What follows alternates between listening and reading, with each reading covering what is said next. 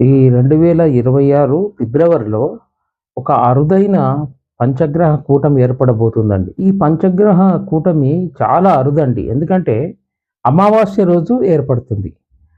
ఫిబ్రవరి 17, 18, 19లో ఈ పంచగ్రహ కూటమి అనేది వాయుతత్వ రాశి అయినటువంటి కుంభరాశిలో ఏర్పడుతుంది. మరి ఈ పంచగ్రహ కూటమి వలన ఏ రాశుల వారికి ఎలా ఉంటాయో తెలుసుకోండి.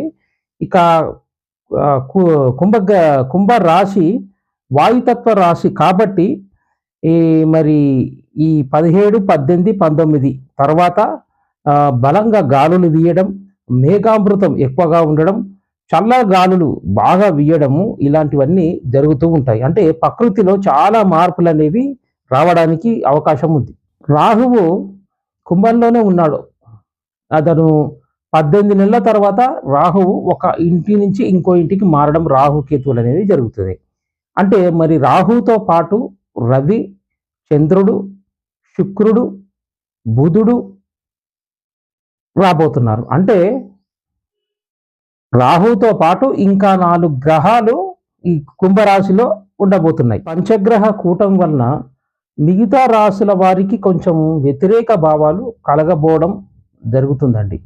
ఎందుకంటే కుంభరాశిలో 5 గ్రహాలు కలవడం మిగిలిన రాశి వారికి చాలా వరకు వ్యతిరేక భావాలనేవి ఉండబోతున్నాయి. ఈ పంచగ్రహ కూటం వలన ద్వాదశ రాశుల వారికి అద్భుతమైనటువంటి యోగాలు కూడా ఇవ్వబోతుందండి.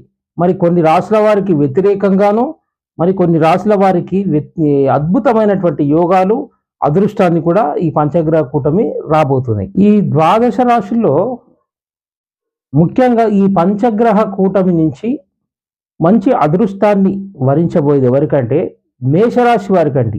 మేషరాశి వారికి ద్వాదశంలో లాభస్థానంలో పంచగ్రహ కూటమి ఏర్పడడం వల్ల అంటే మేషరాశి వారికి రవి, రాహువు, చంద్రుడు, బుధుడు, శుక్రుడు ఈ 5 గ్రహాలు అక్కడ ఏర్పడడం వల్ల వీరికి అద్భుతమైనటువంటి అదృష్టం అనేది రాబోతుంది.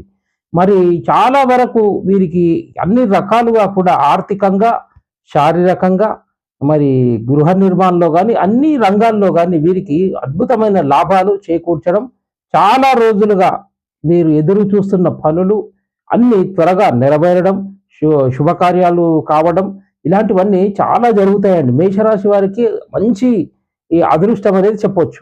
ఇక తర్వాత కన్యా రాశి వారికి.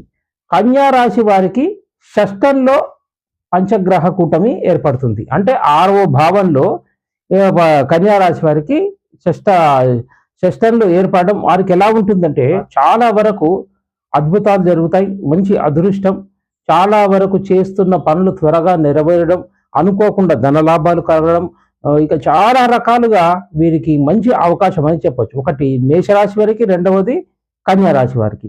ఇక మూడవది ధనుర్రాశి వారికి అంటే ధనస్సు రాశి వారికి. ధనుర్రాశి వారికి చతుర్థంలో బుధుడు, రవి, చంద్రుడు, శుక్రుడు, రాహు ఉండడం వల్ల రాహు వీరికి ఆల్రెడీ ఉన్నాడు.